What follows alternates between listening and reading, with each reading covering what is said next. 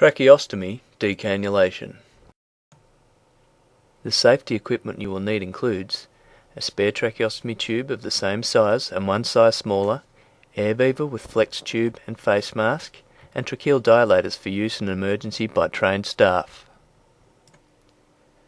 The general equipment you will need includes a pulse oximeter, clean gloves, post-decannulation oxygen source, suction catheters of an appropriate size, Yanker sucker, dressing pack with normal saline and stitch cutter if required, and a stoma dressing.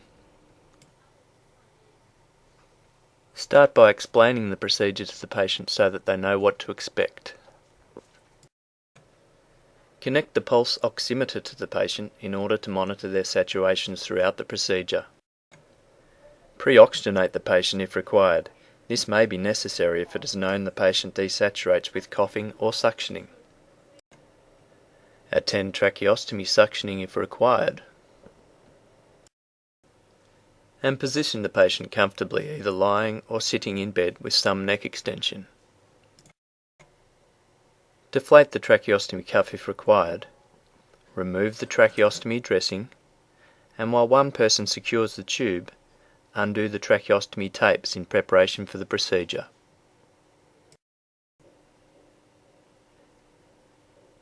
If the tracheostomy flange is secured with stitches, remove the stitches with a stitch cutter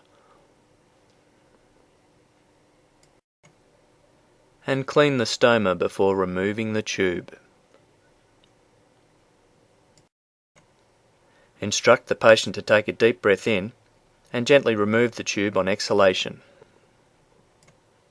Place a folded piece of gauze over the stoma and check that the patient is able to breathe comfortably via their upper airway.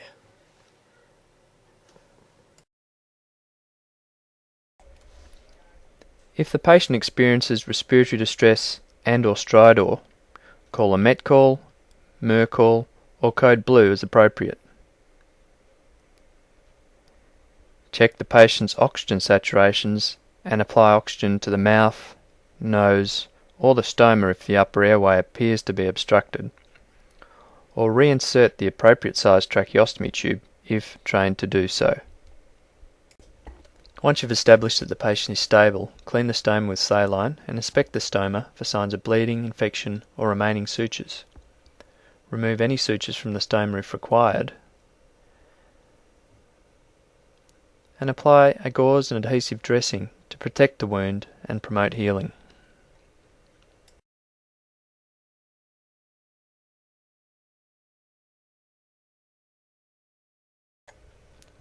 Explain to the patient that they should apply firm pressure over the stoma with their hand during speech or coughing to prevent air leak from the stoma. This will also promote healing.